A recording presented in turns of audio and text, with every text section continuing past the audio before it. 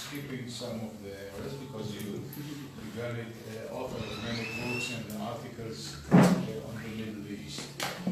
Dr. Joshua Krasna, analyst specializing in Middle East, political and regional development and forecasting, which is interesting.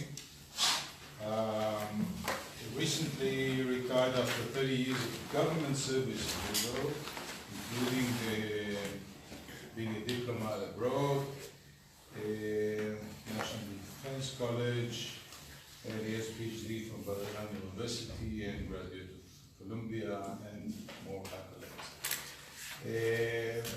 Moderator this morning is Elior Levy, who is an analyst at the Ahronot for Palestinian and Arab affairs. So I suggest short introduction, and then I'm sure people will be happy to engage in Q&A. Yeah, sure. Thank you. Yes. Thank you. Good morning, everybody.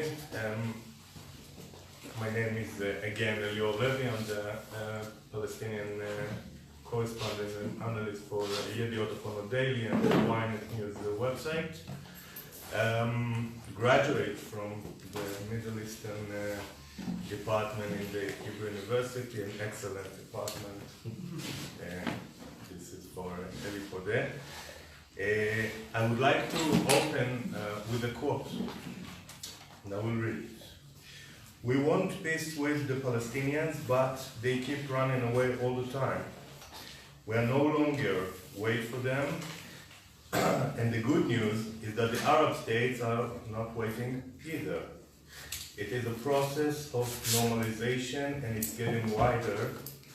There will be more states in the Arab world and in the Muslim world that will follow this path."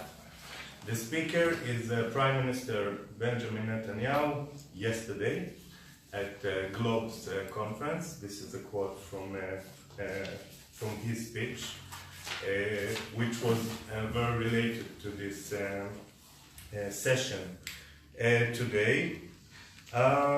Throughout the history, the State of Israel has established contacts, unofficial contacts and informal contacts with some of the Arab states. Most of these contacts were established under the table and took place under the radar.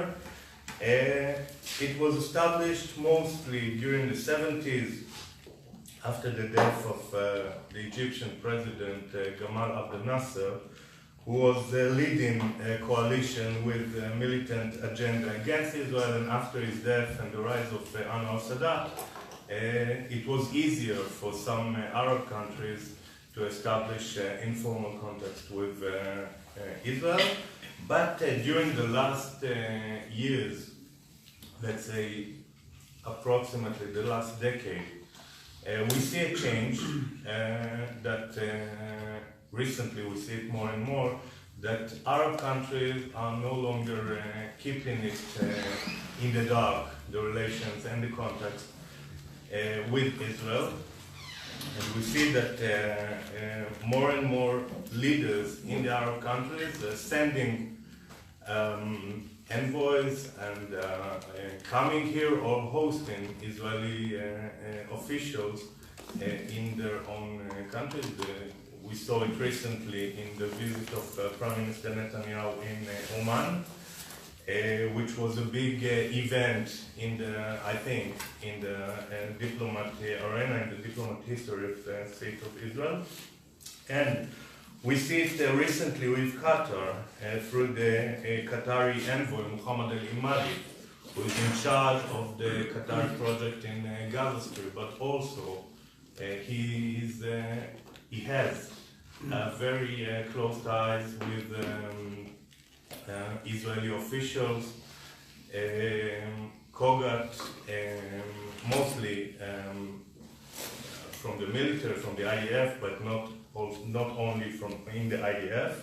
And you see the establishing contacts with the new Saudi Arabia, Mohammed bin Salman, MBS, we call him MBS, is opening a new era, and some officials speaks about the next step between Israel and the Arab countries will be to establish informal or formal contacts between Israel and Saudi Arabia. That's what I hear from Israeli officials recently.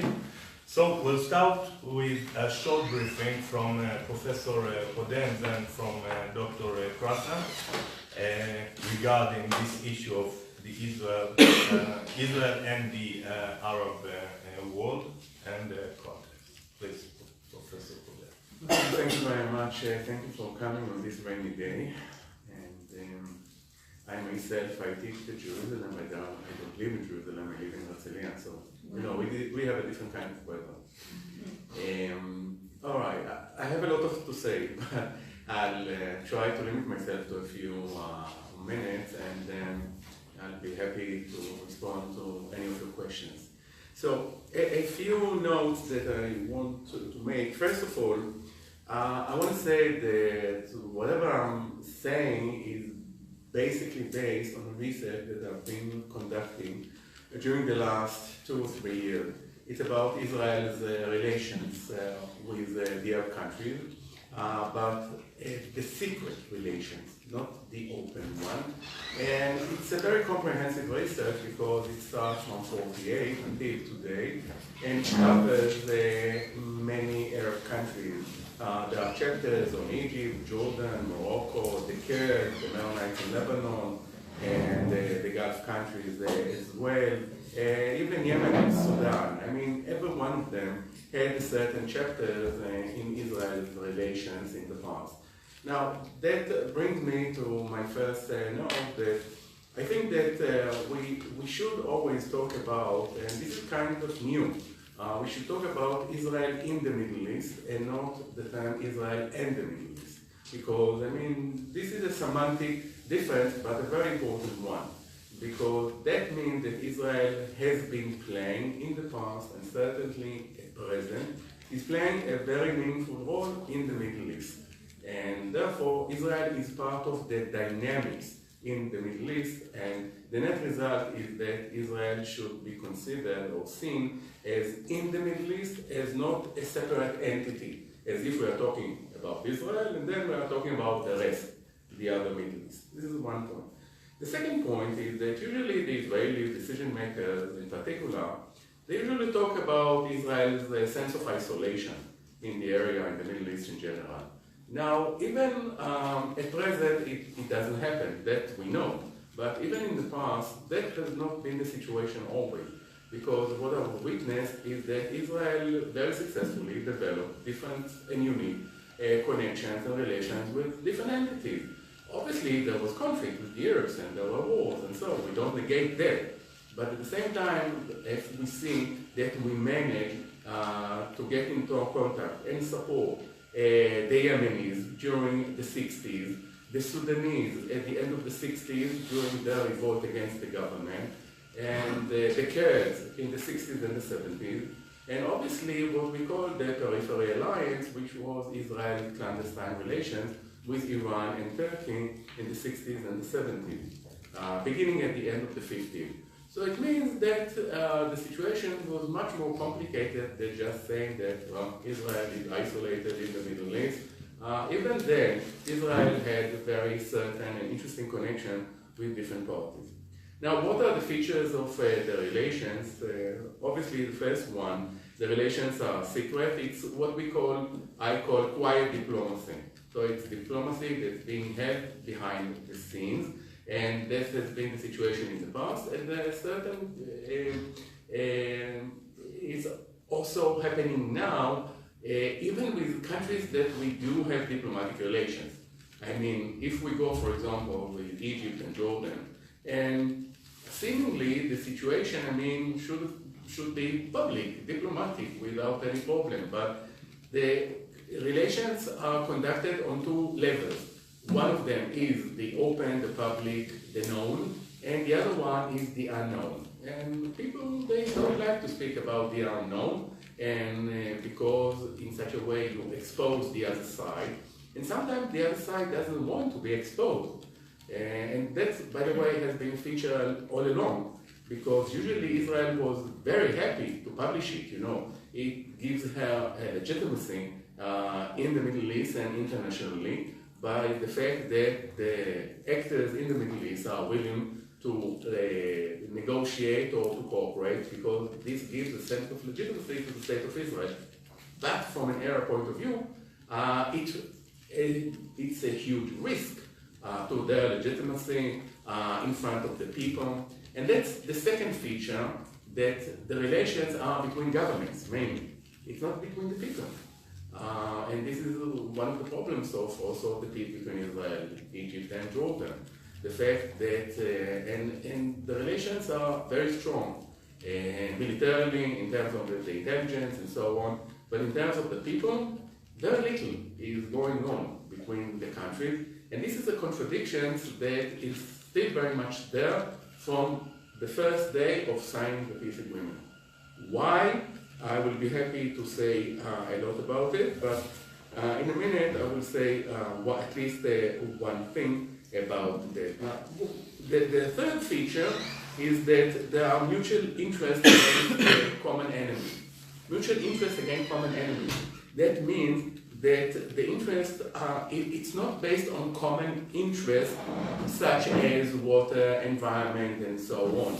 So that means that supposedly, if the situation changes, that means that the relations, the good relations that exist now, might change as well with the changing circumstances.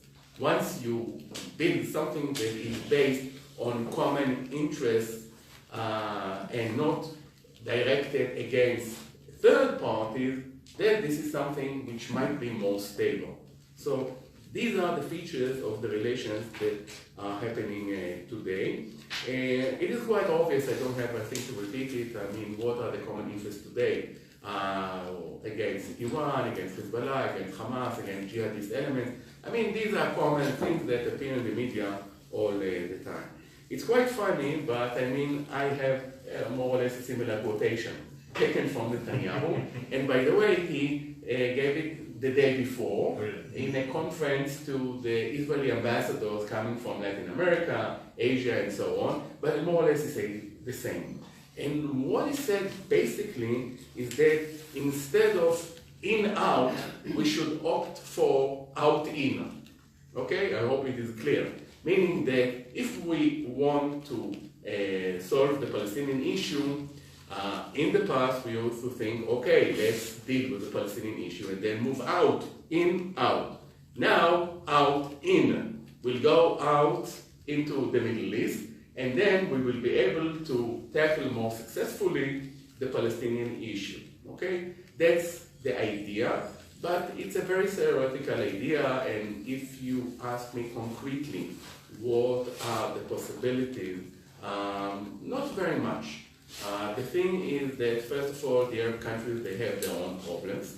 And by the way, you mentioned MBS, and just yesterday, the Wall Street Journal, I mean, he published something very interesting, which said that the two closest advisors which were responsible for the contact with Israel, he fired them, and they are no longer there. And that might impede the relations at present. But not to worry, because they might be replaced by someone else, and that might continue. But at the same time, it means that there are domestic problems, and it's not that easy. And I think that, and that's the major issue. I wanted to give you, I'll finish in a minute. I don't know if you are familiar with Mitvim, an Israeli institute that I'm working with, and our major goal is to research on Israel's foreign policy and so on. So one of the findings in our recent poll was that a breakthrough in Israel's ties with Arab states will be possible, and almost 50% of the respondents, 49%, that said even without progress in the peace process. Meaning that we can move forward with the Arab countries even without moving ahead with the Palestinians. I think that is a big mistake, because it's a question of to what extent you'll be able to progress with the Arab countries. To a certain extent, yes. And it is happening, yes. But if you are talking about open, diplomatic, something significant, I think that all the people that are coming from the field and that they are in contact with Arab leaders and so on, they will give you the same answer. It will not happen. It will not happen unless something drastic, important, will happen between the Israelis and the Palestinians. And here we come back to the point whether the Israeli government sincerely wants to move ahead or is using the Arab countries or the possibility of getting closer to the Arab countries just in order to bypass the Palestinian issue. That's the main, the big question that we have to ask. And I know that there are different answers to that question, but I'm afraid that it is an attempt to bypass the Palestinian issue and not to confront it directly. And the bottom line is that a major change would not occur unless something will happen on the Palestinian issue. However, due to the mutual interest, a certain way we can move ahead. And I think this is, by itself, it is significant, it is important. It's not really new because some things happened in the past, as I tried to say, but still, it's very significant and I wish it will continue.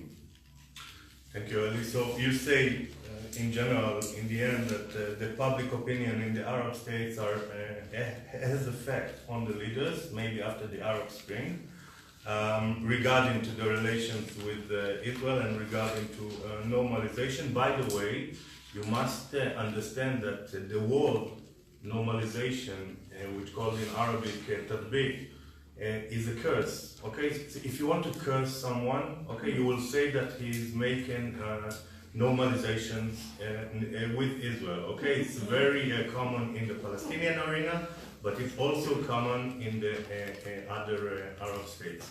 It's a very negative term. Yes. It's a very negative term, and that's why they use the term normal relation. They prefer using that term of normalization, and that's why it's. I mean, if you go back to the quotation, Netanyahu used not normal relation. He said normalization. Yes. And I think this is not correct.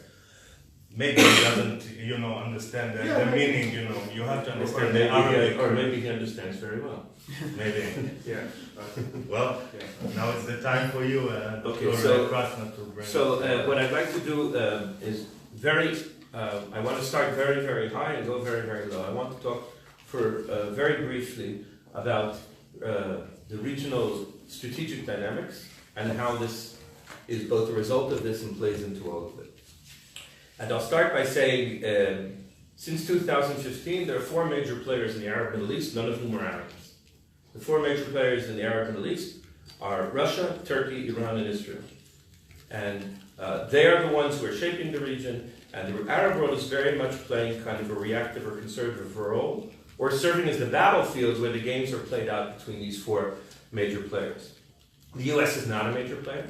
I think yesterday it played out because anyone who doesn't have skin in the game and who's not willing to invest blood and treasure is not one of the major players in this game. Now, the historical main forces in the Arab world, Egypt and Iraq, right now are supine, right now are not active. And they're not active because of developments that happen, internal developments, and the fact that they're still involved in their own internal struggles. And they are punching under their weight.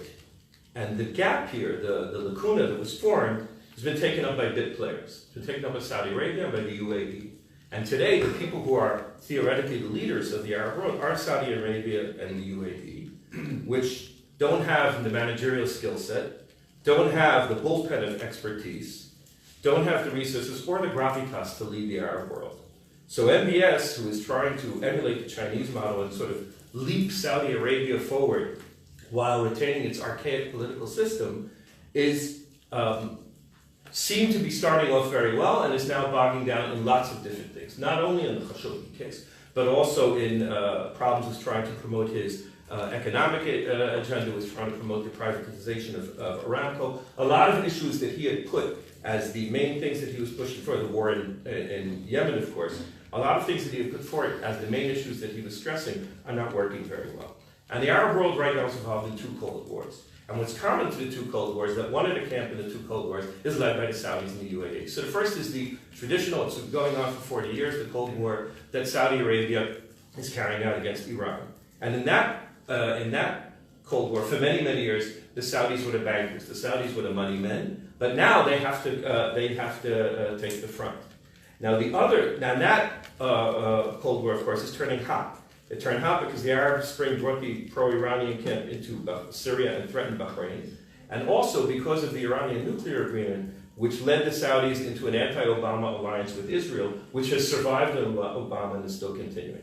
And the other is the intra-Arab war against the Muslim Brotherhood. And it's not really against the Brotherhood, it's largely a cover for a counter-revolutionary war against the democratic and popular forces in the Arab world that were unleashed in 2011.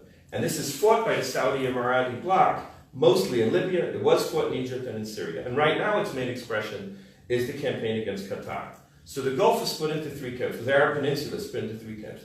There's the Saudi Emirati Bahraini camp, there's Qatar, who's by themselves, and there are the Kuwaitis who Omanis who are trying to stay neutral and trying to build bridges both both to Qatar and regarding Iran. Now this situation has immobilized the Gulf Cooperation Council, which used to be one of the major pro-American Saudi-led institutions in the region. And another former Saudi tool of influence, which is OPEC, is also showing its age and showing its irrelevance. Now, everything I've said up to now actually meshes very well with Netanyahu's diplomatic strategy, which we can sum it up as, in his view, the Hebrew expression, the dog's bark and the caravan continues to move. At a time when Israel is reported to be less and less popular and less legitimate among the West, Israel is doing quite well, and its relations have rarely been better with the rising powers of the world, with China, with India, now with Brazil, but Netanyahu has discussed Brazil for a while already, and with Russia. And this strategy began under Obama when Israel wanted to begin to hedge its bets, but it's continued and it's doing very, very well. Israel is the forces of populism and illiberal democracy in Europe love Israel. Israel's building a significant position in Africa. The new administration in Washington has afforded Israel unprecedented influence on U.S. policy. And in the Gulf, the combination of all this, and of the Iranian threats, and of the iconoclasm of Ben Salman, and of the importance of domestic security concerns for these countries, which means that they're looking for countries that have security technology and security expertise to offer them, and their wish to diversify away from dependence on oil and gas, and further develop their new and high-tech economies. All of these are pushing them towards Israel. And another thing that's pushing them towards Israel is that the Palestinian issue, as we've sort of alluded to, is irrelevant. It's not where it is less important today, certainly to the Arab leaderships, to the extent it ever was, than it ever was. So the Netanyahu's visit to Oman is a very significant development because it's the first overt visit by an Israeli prime minister to an Arab country without relations with Israel for 20 years.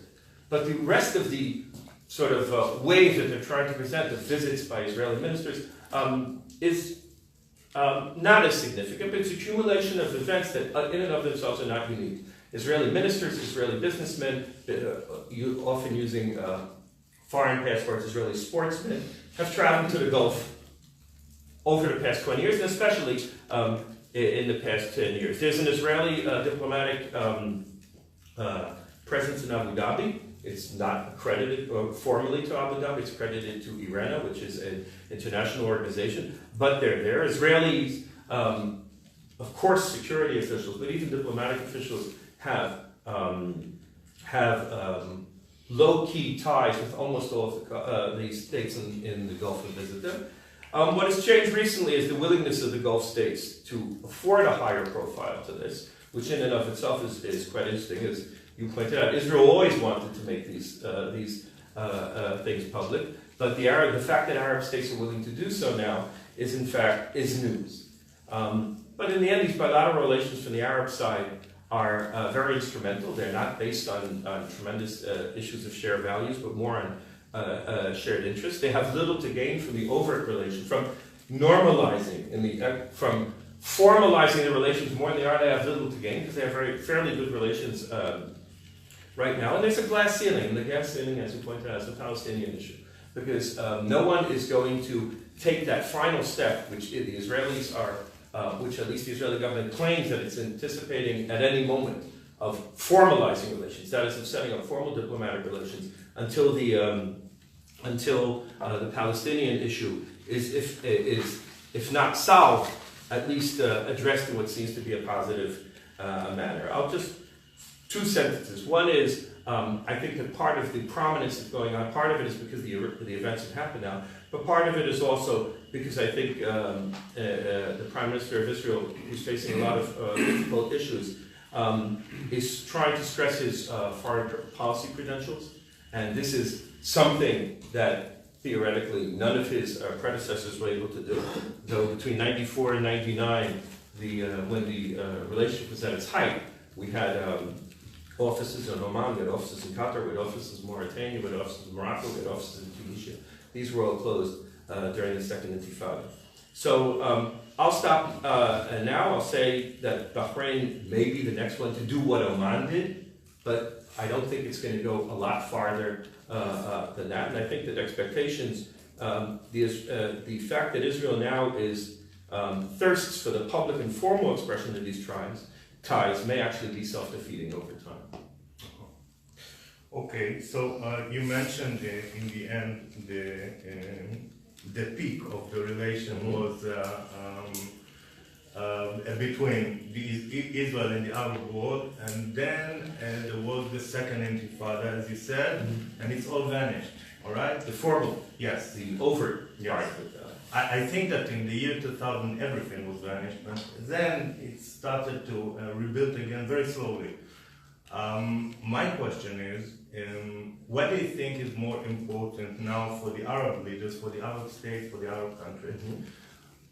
The Israeli-Palestinian conflict, one, or the Iranian effort to get dominant in the area, as we can see in Syria, and the coalition of the moderate Arab states and Israel? So I'll answer two things. First of all, I don't think there's this coalition of modern Arab states. I think there's a Saudi-led coalition which includes some states. I think on some issues the Jordanians and Egyptians agree with them. I think on other issues they don't. Neither the Jordanians nor the Egyptians were interested in sending troops to Yemen, for instance. And there have been quite a few expressions of friction between the Saudis and the Egyptians, because the Egyptians in the end look at the Saudis and say, these are the people who are trying to tell us what to do. When we were a heavily advanced and developed situation, they were still living in tents. And the Jordanians also, on some of the things they go with them, and on some of the things they go less. And as I said, Qatar is a Sunni state, and they're not in this, and Oman and Kuwait are to a very large extent trying to stay out. I think the Iranian threat is very serious. I think they make instrumentalist use of the Iranian threat by conflating it with the, let's say, democratic or Muslim Brotherhood threats, which they try to sort of put together in a mix, because I think that for Saudi Arabia, I think Iran is the greater threat, but I think for the UAE, maybe the greater threat is the Muslim Brotherhood and in general,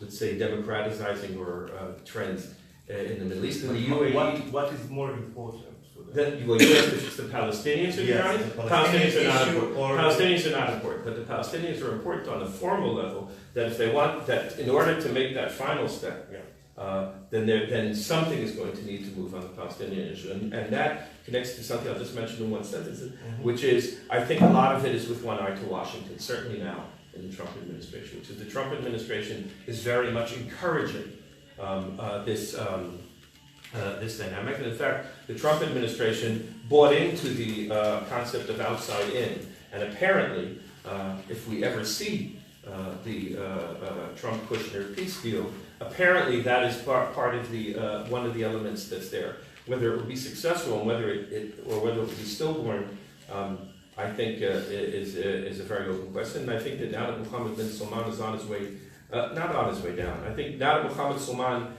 his image has been a bit tarnished, I think both his ability to push forward something significantly different on the Palestinian track, and I think his willingness to sort of engage in such a high level in pro-Israeli policy, I think it may decrease a little bit. I don't think it's going to change direction, but I think it's certainly going to have less of a profile than it did perhaps before.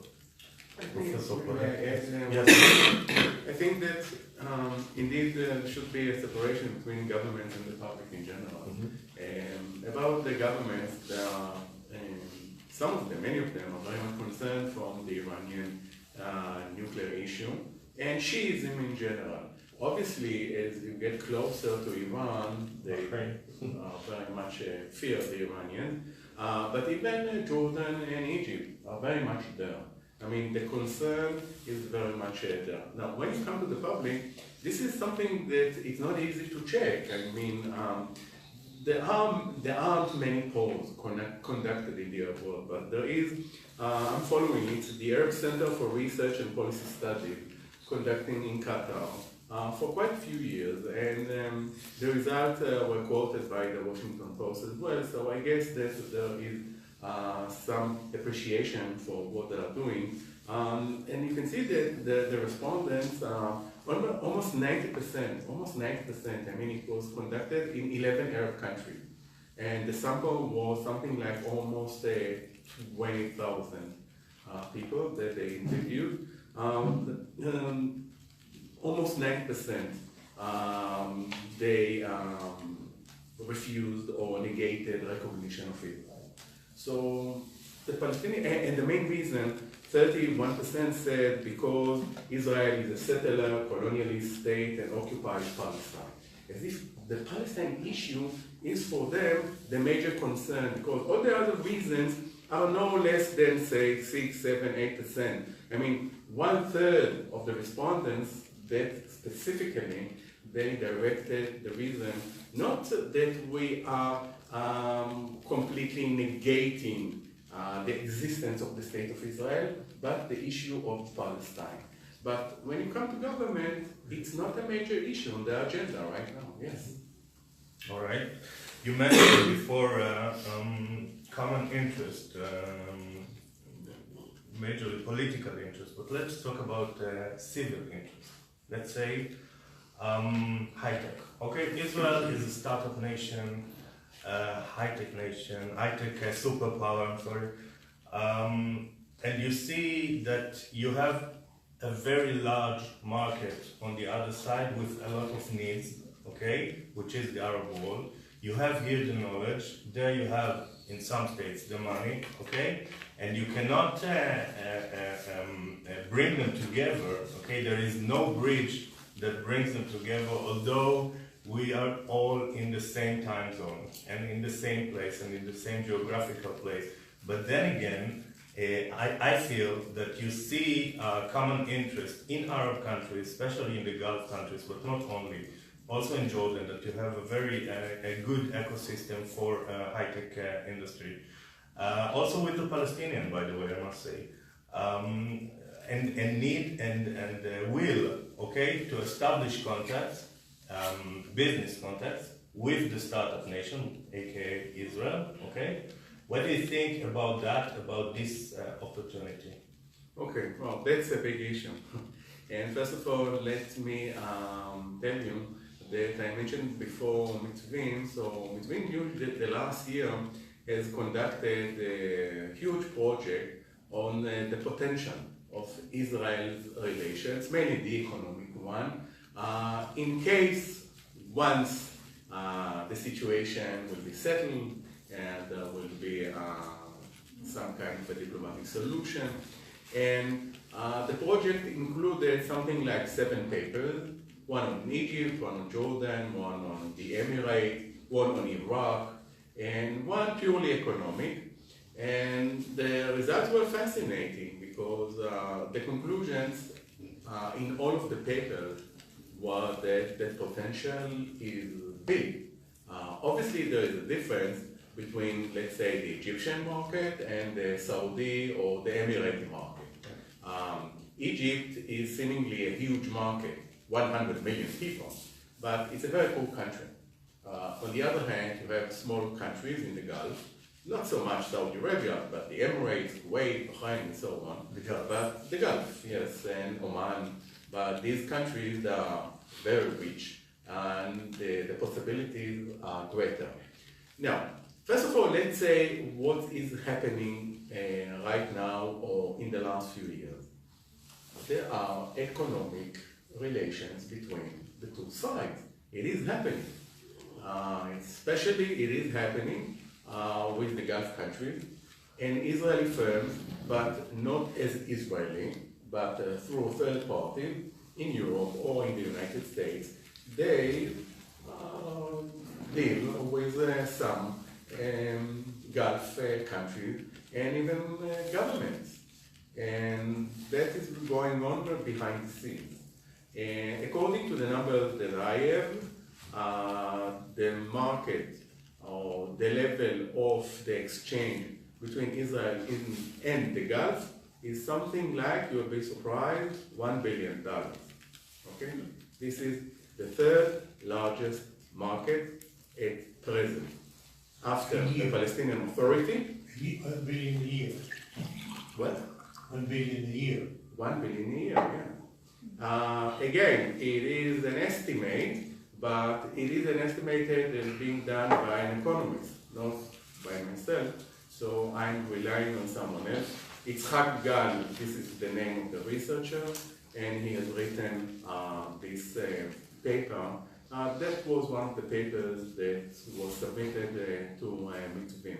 This is the third largest market after the Palestinian Authority. The Palestinian Authority is the biggest market for Israel in the Middle East. The second one is Turkey. And the Gulf apparently is the third. So it's not Egypt, it's not Jordan. And we do have economic relations with these two countries, but it's not more than 100, maybe with Jordan is more, something like 300 million. Now, you mentioned bridge. Jordan is the bridge, usually, because even during the Civil War, when goods came from Turkey via Syria to Jordan, during the Civil War, they went through Haifa. And from Haifa, they went into Jordan. Okay, so that was a way to bypass the Syrian Civil War. But now, borders opened once more, so probably the situation will change in that respect. But if we go to the potential or the possibility, so what I'm saying is that first of all, things are happening. And second, I mean, one day they might expand. I mean, in terms of security, in terms of agriculture, in terms of medicine, in terms of environment. There are many issues. For example, if Saudi Arabia is building an 800-kilometer fence between it and Iraq, someone needs to build it. Israel has a lot of experience. Now, what is going on exactly, I can't say, but I mean, in theory at least, there are many options of exchange. Some of them, by the way, are already out there. They were published in the media, so it's no longer a secret, but there is some information. And I also interviewed some people who are involved in that kind of exchange. But again, I think that the potential is much, much, much more higher than what's going on right now. Yes, I agree. I fully agree. Yeah. That's what I was saying, that the papers that were given to Mitzvim showed it exactly, but all of them, they concluded, it was the same conclusion that keep repeats itself. We are not going to get there unless doing something tangible, something meaningful in the realm of the Israel-Palestinian issue, and that is not happening. So we have a kind of a deadlock, that we have a certain progress, but we cannot move beyond that. Okay. So, I don't want to look right now at the potential, but I want to just, point out one interesting thing. So the countries that probably have the closest informal relationship with Israel are the UAE, specifically Dubai and Qatar. And it's not surprising because both of those economies are economies that are trying to make the shift and diversify their economies from dependence on the energy market, and have both done very well. They have both recreated themselves as service hubs, as high-tech tech hubs, and if you're playing in that field internationally, you can't exclude Israel. Just because if you're working in the high-tech field, in the end, even the companies you're talking to in the States are going to have Israelis there, are going to be perhaps startups start in Israel. And from personal knowledge, I know that for quite a few years now, Israeli businessmen have been traveling to these countries, and they've been letting in Israeli businessmen, because you can't be an advanced high-tech country in the world today and freeze Israel out. And the Israeli business, as opposed to what's going on right now in the political realm, is perfectly willing to go under false flags, and is perfectly willing to not discuss the fact that they're Israelis as long as they're doing this. So so both sides, I think, are working very well there. I think this might be something that will develop in Oman as well, because Oman right now is facing a very serious economic problems, including the fact that their energy resources are running out, and they too are discussing the idea of diversification, and that might have to do something with their getting closer to Israel recently. And I think, of course, there's one area of high tech, which is everything that's related to security and cybersecurity and physical security, which I think in the past 8 or 9 years, I don't have a lot of details on it, but I can anecdotally, I would say that this is something that's been burgeoning. It's been increasing very, very significantly. And part of it came out recently when it was exposed that Israeli companies have been providing surveillance and equipment to the Saudis. Again, if you want to build yourself a high-tech security state, in the end you're going to have to come to Israel as well, because Israel is one of the superpowers in that area. Not only, but One of them. all right. Saudi Arabia, I have a micro question. Do you think that the murder of the Saudi journalist, Jamal Khashoggi, contribute or destroy the possibilities or the effort to establish contacts between Saudi Arabia, MEISAI, Saudi Arabia, and Israel? So this is really mostly an assessment. Mm-hmm. I would say that, in other words, I don't have a lot of fact. I would say, first of all, MEISAI, what we have certainly seen is that since the Khashoggi case has been developing, while I don't think there are indications that he's losing status within the country, I think his father, who took him for a tour through Saudi Arabia, to stress the fact that they were both aligned together, but that they were very concerned about domestic issues, and they spent a lot of money inside the country on various causes. I think that sort of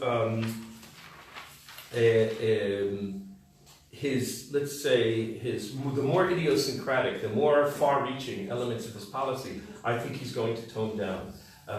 I think part of it you can see in his willingness, or at least the Saudi willingness, to address the possibility of ceasefire in Yemen. I think what you're going to see is that he's going to be flying less high. Now, if he's flying less high, part of that was his close relationship with elements within the White House, who have also been, to a certain extent, their image has also been tarnished by this whole issue. And I think that vector of his high-flying and having close contacts with the White House, and perhaps thinking that he can do whatever he wanted to do in the country, and that his father was not that involved, I think that has already gone down. I think it will go down a little more in the future. One of the interesting things that you see, for instance, is I've counted at least 3 times that King Salman, in the past few months, has said that, has discussed the importance of the Arab Initiative, the Arab Peace Initiative, and stressed that the Arab Peace Initiative includes an independent Palestinian state whose capital is in Jerusalem. Now, if we remember that a year ago it was reported that MEISAI had offered the Palestinians that they would have a capital in Abu Dis, and that they wouldn't be in Jerusalem, and apparently it was rejected. We see the difference between this sort of very positive attitude of a year ago, where he basically thought that, as we said, outside in, or thought that the White House and MBS and the Israelis would reshape the region. I think that right now is less in the cards. So while I think Saudi Arabia has good reasons, and Israel have good reasons to keep a strategic relationship, and I think that strategic relationship will continue, I would say that the more exuberant expressions or willingness to expose it, perhaps we'll see a lot less of that in the coming time, and I think that's a direct result of what's going on. Sure. Okay, thank you. I would like to give you the opportunity to ask questions, please. Yes. Yes, this was mentioned mostly by Professor Podeh, but also Krasna. Spoke about a glass ceiling and an inability to move forward and make meaningful gains, whether economically or politically, with the other nations until there's some solution with the Palestinians, a glass ceiling. So I'm kind of wondering, we're seeing interactions today and in the past decade or so that I don't know if, when the Middle Eastern Arab countries began what is it, famous, the three no's, right? There's been a lot of progress without any meaningful solution to the Palestinian problem. So is this also, what's the basis for this glass ceiling? How do we know definitively that it exists? Well, first of all, you summed up what I said wrong. I did not say that there wasn't going to be significant progress. I said there wasn't going to be diplomatic recognition. And that's a big difference. There can be very significant progress. There has been some very significant progress. But as Professor Podeh pointed out, while they pretended for many years that there was no public opinion, there is public opinion in these countries. And the public opinion in this country is overwhelmingly pro-Palestinian and not necessarily an anti-Israeli, perhaps, in the smaller countries, but it's pro-Palestinian. So, and these countries, because of what's gone on in the past 8 years in the Arab world, I think they are, to a certain extent, the leaderships are more sensitive to public opinion than they were perhaps in the past. So I think on the security issues, on economic issues, on all sorts of issues, even on willing to have Israelis come to their countries openly, I think there's a lot of progress and it will continue. I think that if we're hoping that there is going to be real normalization of relations like we have with Egypt and Jordan, I don't think it's going to happen. There is no real normalization. Well, to me, I've served as diplomat in Jordan, right? The fact that the two countries have a peace treaty is, to me, the ultimate sign of normalization, right? The fact that the two peoples or that one people distrust the other, it's very, very bad. But I think that the peace treaty with Egypt and the peace treaty in Jordan have proved themselves to be strategic assets to Israel. And I think that when you're looking from that point of view, yes, we Israelis would always like more. But what we have with Jordan and Egypt is very, very, very significant. And it would be very nice if we had that with other countries in the region as well. Yes, but to speak about especially security matters for both countries, not economy, not civil, not tourism, nothing, no contacts between the people. Okay, but there is hatred. But there's tens of thousands of Israeli tourists that go to Jordan and Egypt on a yearly basis. So how do we say that there isn't interaction? Again, I'm sorry? There are thousands of Israeli tourists that go to Jordan and Egypt on a yearly basis. Okay, and how many tourists from Egypt come to Israel or from Jordan? I'm not aware, but there is interaction with the people. Few, very few. Dead Sea works. Dead Sea works between Jordan and Israel. Two questions to the gentleman here. If it is not to the Arab countries' benefit to formalize public relations with Israel, why are they doing it? And why would it be self-defeating for Israel to thirst for public relations with the Arab countries? Also, if somebody would please address the effects that the U.S. pulling out of Syria are going to have on the Middle East. More on that, please. Either way. Okay. No, it was directed to you, or am I mistaken? The first one was directed to you, the other one was directed to you. Can you repeat the second one? The second one is what the effects of the United States pulling out of Syria has on the whole Middle East. More on that, please. Oh, okay. All right. So I think when I say that I think that Israel's thirst may be self-defeating, it's very simple, and I'll give you a perfect example. When King Salman said that the key to that relations are contingent about the Arab Peace Initiative, and that the Arab Peace Initiative includes an independent Palestinian state, the capital is in Jerusalem, he said that for the first time after it was published that his son had told a group of American Jews that it wasn't a requirement, right? And that wasn't leaked by the Saudis or by the Jews who participated, meaning it was leaked by Israel. And the point is that for many, many years, these relationships have thrived because they were in the shade, because they were in the shadows, because there wasn't sunlight on them. So putting a little sunlight on them is fine, especially for those who are willing to do so, like Oman. But for instance, to state at least 4 or 5 times, I've seen senior Israeli officials quoted as that the next visit is going to be in Bahrain. Yeah. Until finally the Bahraini said, no, it's not going to be. Now it might be, but the point is if you've brought them to the stage where they're going to deny things that you're saying, then you're doing damage to yourself. That's what I think. The other thing is if I thought that behind the push for greater openness and the leaks and was a strategy, then I would totally, but I think that a lot of it is the unfortunate Israeli eagerness to what did they say, to run and tell our buddies, right? And I think that people are trying to make political points. I think it's interesting that all of the ministers who have visited the Gulf states in the past few months have all been from Likud. There's one who's going to visit in another few months who's from Kulanu, but all the ones who've been to the Likud, and they all made, except for one, Ayub Kara, whose visit apparently was not so successful, they all made a lot of political hate from these things, and I think that's part of the issue. In other words, this happens to be going on in a very charged political environment in Israel, and I think that that's leading perhaps to people talking and predicting more than they need to. I think that these relationships are developing well. I think they'll develop even better. I think they ripen, and some of them are quite right. But I think that for us to push it is going to force them to then say what their limitations are, and that's unfortunate. And on the Arab side, you mentioned that it's not to their benefit to publicize, so why are they doing I didn't say it's not their benefit. I said it's not their benefit. I said when I talk about overt relations, I mean why would, for instance, the UAE be interested in a more formal relationship than the one they have now?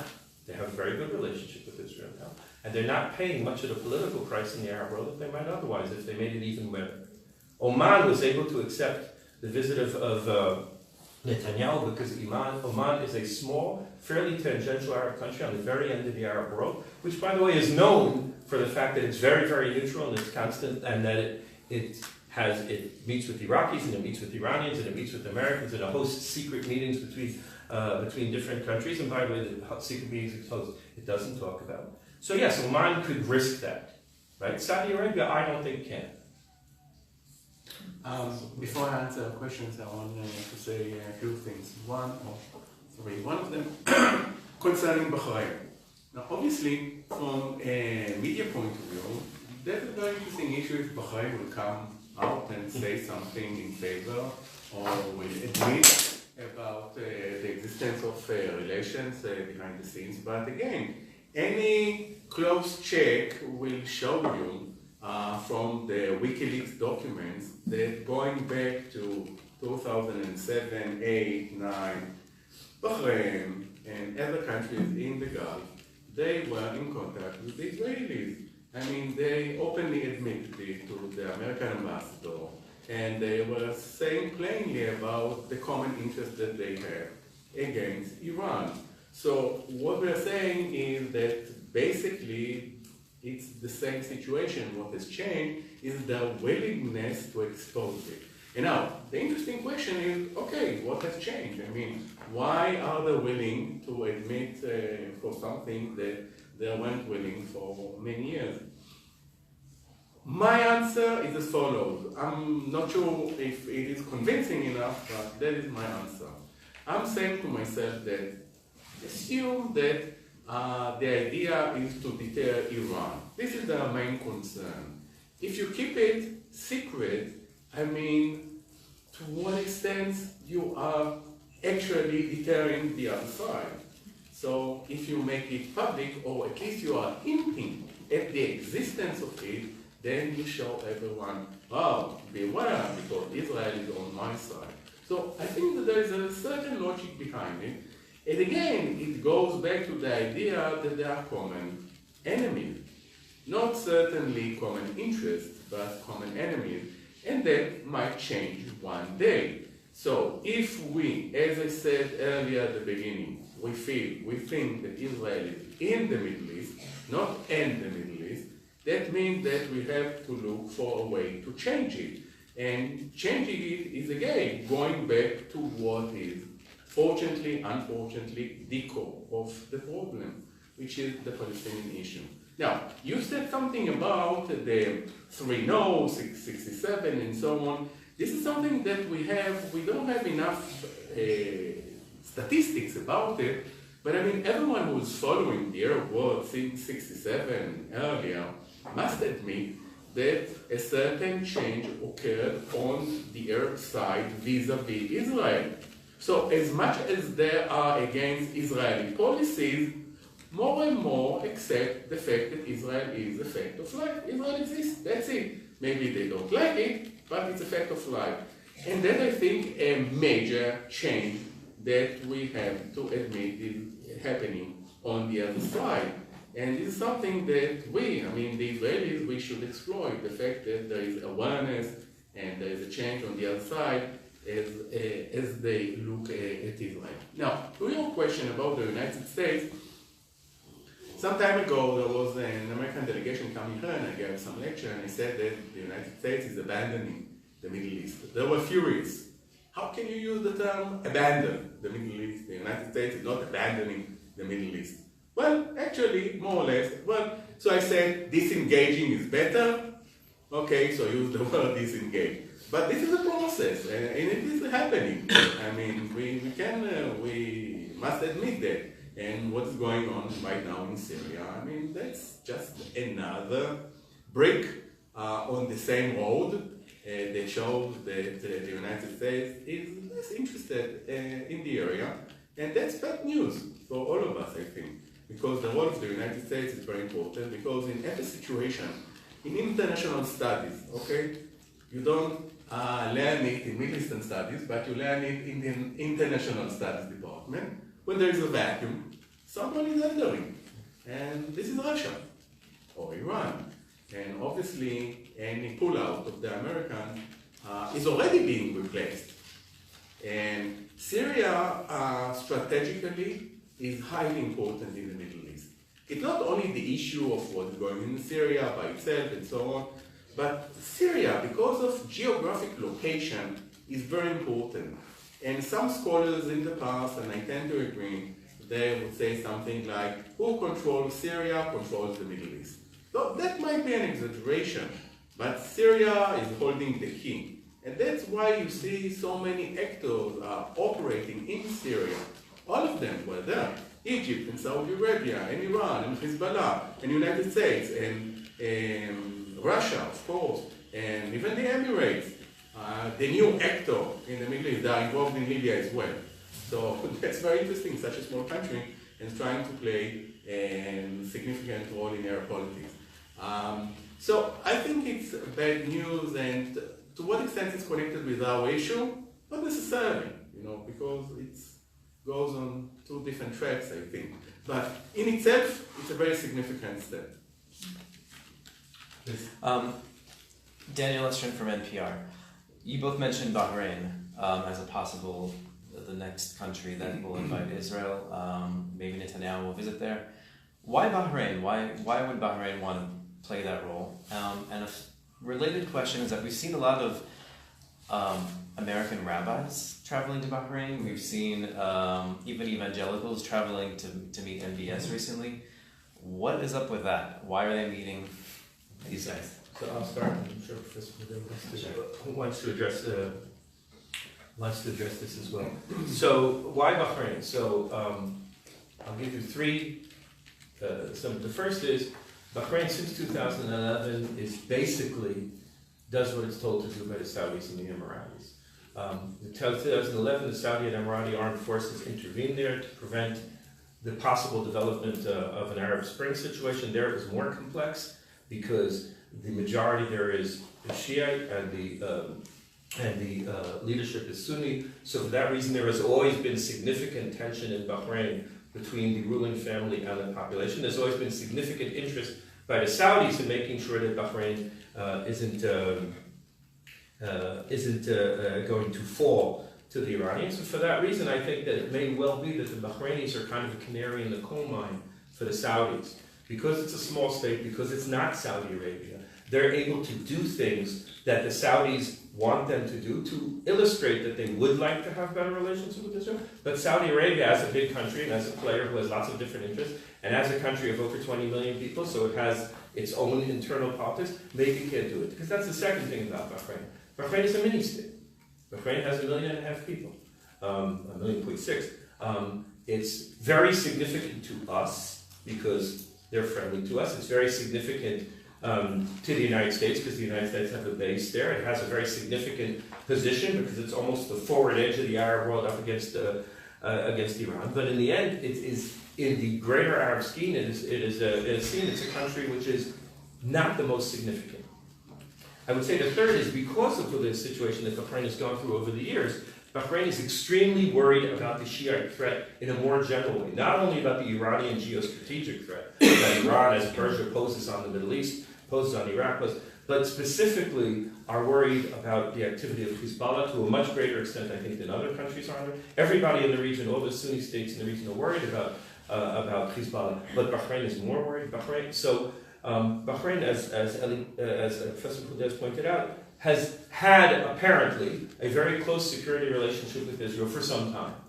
So it's not surprising that they're going for all those reasons, right? For the fact that it's a small country, that it's a minority leadership, that it already has an established relationship with Israel, that it's much more concerned and much more directly concerned with the Shiite threat than the other countries, and the fact that the Saudis may be happy with its doing things that Saudi Arabia isn't going to do now. I think that's a good reason why it would be Bahrain.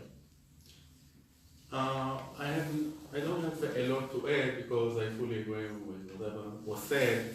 I think that one thing that should be emphasized is the fact that Bahrain is being ruled by a small Sunni elite, and the population is not large, but the majority is Shiite, and therefore it has seemingly a kind of connection to Shiite Iran. Now, it is true that Bahrain is being looked as a puppet of Saudi Arabia, but again, if you go back to what I said before, that Bahrain back in 2007, already then and even before, made some security contact with Israel, so it means that was before Saudi Arabia huge involvement. The Bahrainis are very much, they thank the Saudis for their involvement during the uprising 2011, during the Arab uprising. It was a GCC military that supported the Bahrainis, but actually it was mainly a Saudi force. And the Saudis are very much there. So you can say they are a puppet of the Saudis, but at the same time, if you go backwards and you think, well, it started even earlier, so it means that basically there are some common interests. But again, let's not exaggerate it too much, because from a media point of view, obviously Israel wants to emphasize those connections. But Bahrain and Oman are countries on the periphery of the Middle East, and they aren't that important on terms of the Middle Eastern politics, for example.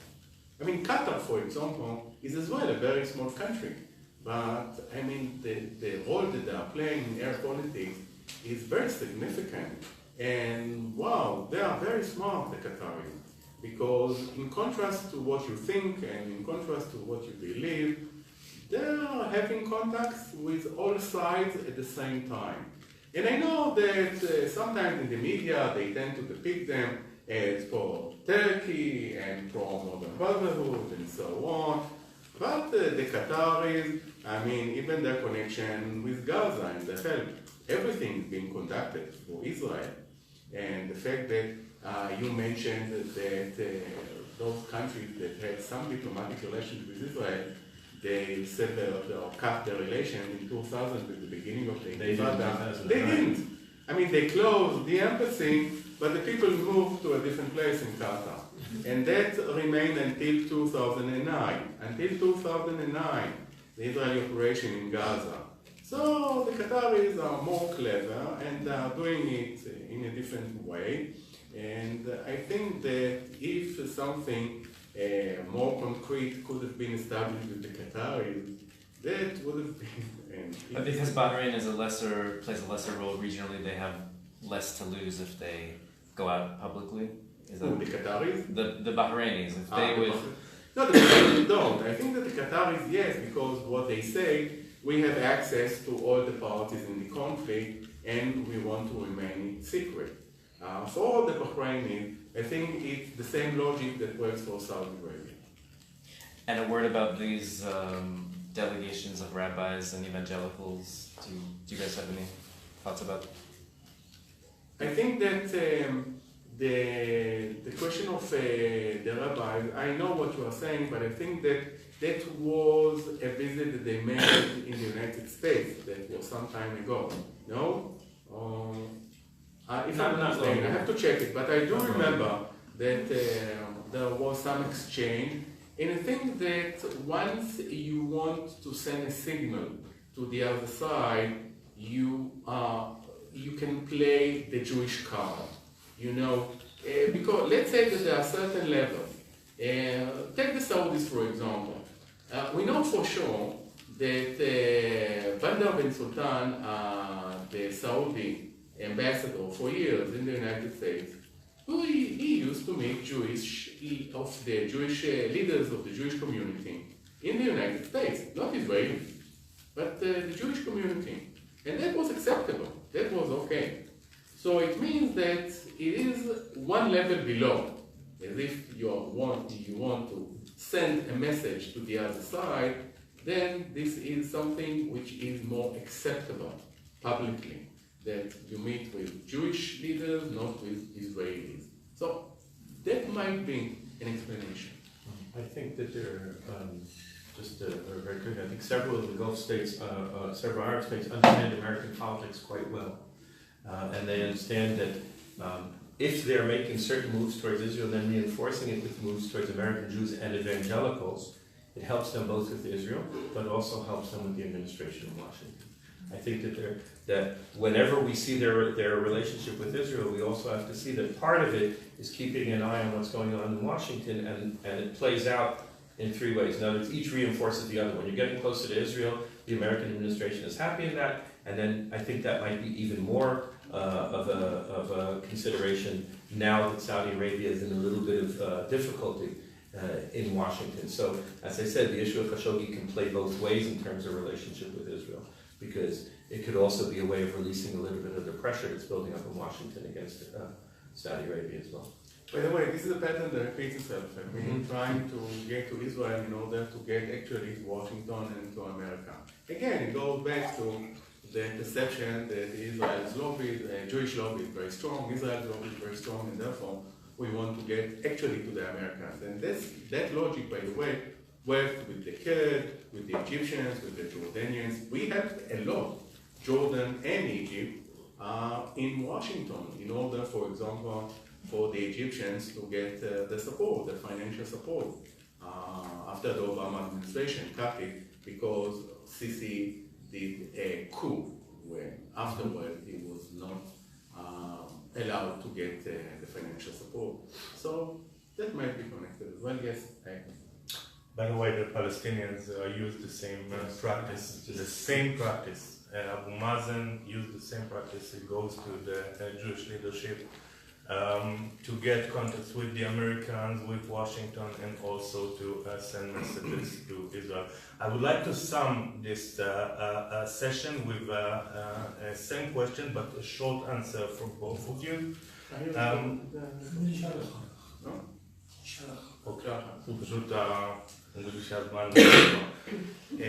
Okay, so please, from both of you, in general, do you think, in your opinion, that the relations between Israel and the Arab countries are doomed to stay under the radar as long as we won't see any political solution to the Palestinian problem?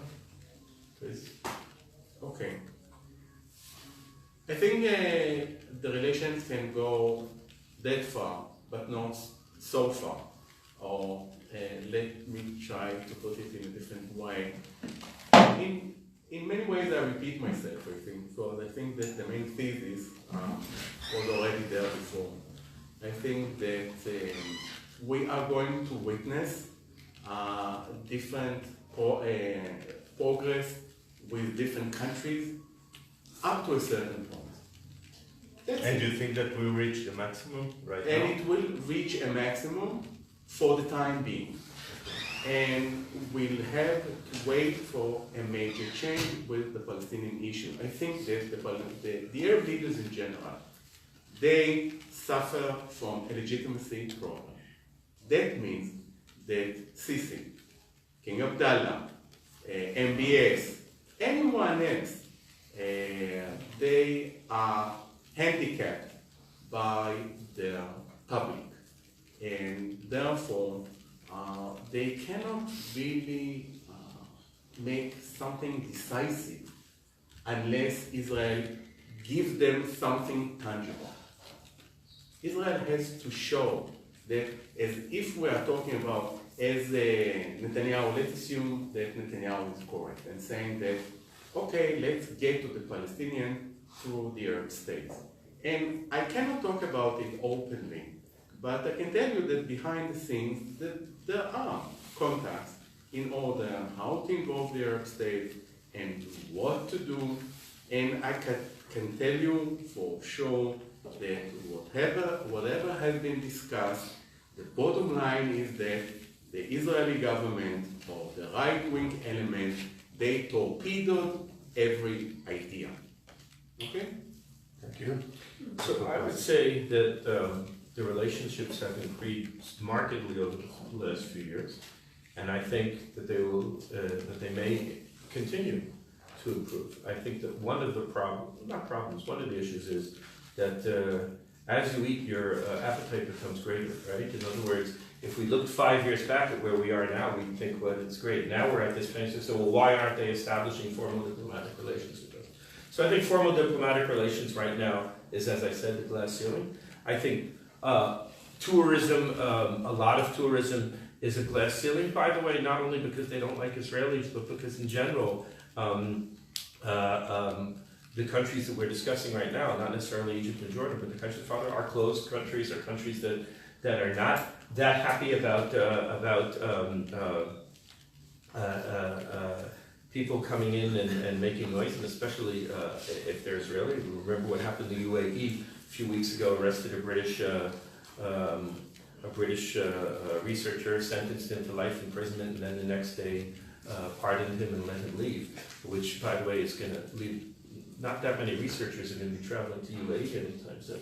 But what I mean is, so I think that there is where for it to develop. I think it's developed a lot. I think that we have to be realistic about what our expectations are. And I think that right now is a particularly complicated part, because I think that while several of these governments find the Netanyahu government a very good interlocutor for their strategic concerns, I think that the Netanyahu government is even less popular among their population and among the Arab world as a whole than other governments have been in the past. So I think there's a bit of a gap here, and you discuss the gap between peoples and governments. I think the governments might feel very comfortable with this Israeli government, but I think that the broader public and the broader Arab world feels less comfortable with this government. So I think also the nature of the government in Israel is sort of a limiting factor in how far it's going to go. Thank you. I would like to thank you all, and Professor Podeh and Dr.